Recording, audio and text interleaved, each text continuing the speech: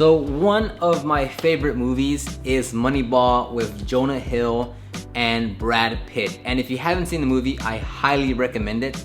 I typically like to read the book and then compare that to the movie just to see what translated between the book to the movie. I typically do this for like military type movies like Lone Survivor, American Sniper, Black Hawk Down, just because I want to fact check and see like what did they actually illustrate in the movie compared to what was actually written in the book, just so I have my information correct. I haven't had the chance to do that with Moneyball, but I do highly recommend it, and I'm going to use it as a perfect example to your detailing business. So in the movie, the Oakland A's, well, every team in the MLB, right, in baseball, wants to win a championship, right? Like that's pretty much obvious for every team. Now the problem was that the Oakland A's had a budget of $44 million. Now that sounds like a lot, right? Because it is a lot.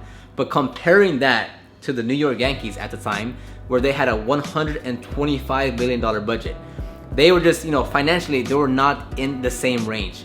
The New York Yankees had the biggest payroll, they could afford valuable players, they were willing and able to pay top dollar for key players to make a very competitive team, whereas the Oakland A's had the lowest budget, they couldn't afford any high value players, and even if they did see some new talent coming up, they wouldn't have the money to pay top dollar or to even be close to bidding for key players in their team. Need more money, Steve. Billy, I need more money. we don't have any I more can't money, compete Billy. against a $120 million payroll with $38 million. But we're not going to compete with these teams that have big budgets. We're going to work within the constraints that we have, and you're going to get out and do the best job that you can recruiting new players. We're not going to pay $17 million a year to players. I'm not. So they had to come up with different strategies, unorthodox, unconventional strategies compared to the entire rest of the MLB to see how can we find undervalued players that we can afford that's going to give us a chance to win a championship and go against teams like the Yankees that have a $125 million budget. And that translates exactly to your detailing business when you're starting and growing. You, right out of the gate, want to start off with the New York Yankees payroll of $125 million.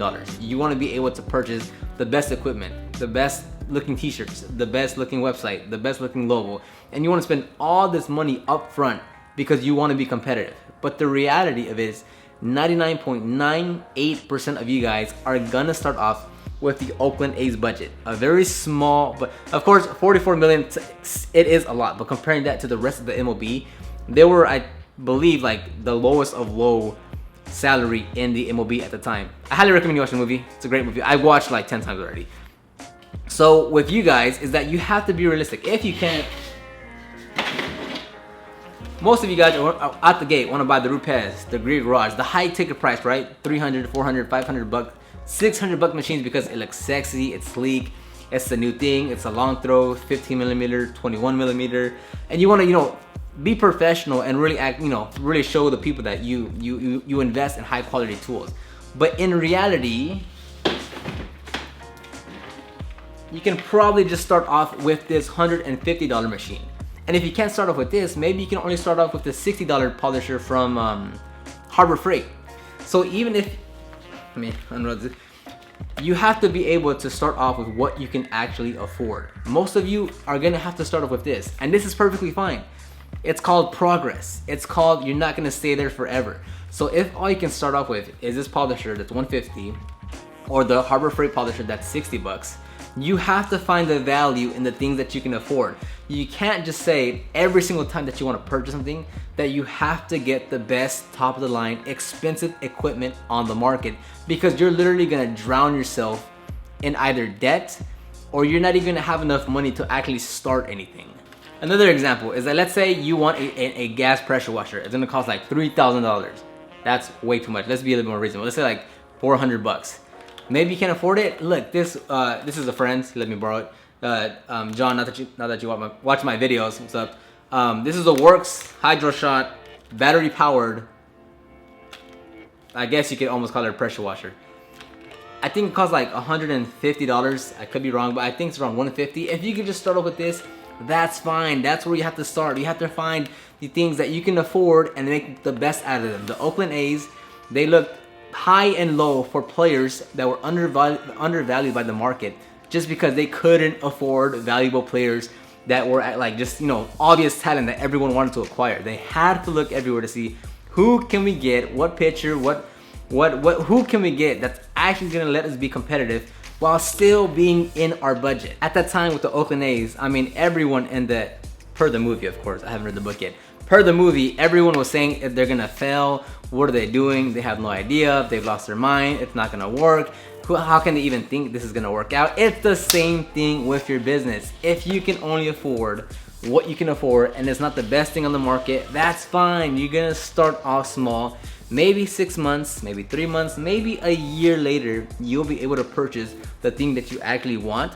But that doesn't mean you're not ever going to get what you want. You have to start off with what you can afford. And please don't go into debt or put out get a loan or borrow money from friends just because you want the tool, just because you want the item that you want to hold and say, look, I'm a professional. Look, I'm actually gonna do this as a business. Oh snap, I have to go get these pumps, right? Like this one, I think, I wanna say, I bought this Home Depot locally.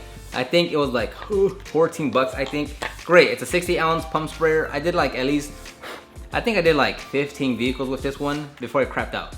This one, this IK pump sprayer, 35 ounce, with only 26 ounces of being able to use because the rest is for pressure. I believe that's what the thing said. This one costs, I think, $35. So 14 bucks, 35 bucks. If you can start with what you can afford. So I started off with this one just because it was locally. I wanted to try it out. It gave me 50 cars. I could just go buy another one. It's still cheap. This one, it's great quality. I mean, it's superior quality. But if you can only start off with the $14 pump sprayer, I think that's what it costs, 14, 15 bucks. Start with this. That's absolutely fine. So I just want to keep on reinforcing the idea that you don't have to start off with the most expensive things. Start off with what you can afford. And a lot of it is going to come back to your self-discipline. I'm more than certain you've made a huge spreadsheet or wrote down a list of all the tools and products that you want. And it comes out to be like $1,700. And you're saying, okay, let me get a credit card. Let me see if I can borrow some money from my parents. I have 700 bucks saved up right now. And you want to like just make this ginormous purchase and have everything coming at once. No, if you just want to start with the most basic services that you can do and say, you know what, I'm gonna purchase $50 worth of washing products and tools. So like, let's say the wash mitt, let's say the soap, let's say a bucket, let's say a grit guard, let's say a drying towel, let's say a tire dressing, you know, just basic items, and you want to keep it under 50 bucks. Order that. Go make 100 bucks in your washing services by doing however many cars, however you want to do the math, work that out on your own. Get that 100 bucks and then go buy some more tools and products. Once you spend 100 bucks, make $200 off of what you just purchased and keep that cycle going. That's a lot more reasonable, effective method than just saying, you know what, I want to be professional. I want to look, I want to look like I'm serious. I want to, I want to take this business serious. So let me spend $2,000 right now on the things that I think I need. No. Be the Oakland A's. Be unconventional. Be frugal with what you need, and slowly chip away at this business of yours until you get to the point where you can actually afford, or it makes sense to spend money because you know you have the cash flow coming in, or your phone's gonna be ringing, and you're actually gonna be booking in customers. So don't think just straight out the gate you need to start off with the Yankees budget and say, I need to get the best of the best at every single corner of my business. Because one, you have too many assumptions with what you actually need in your business.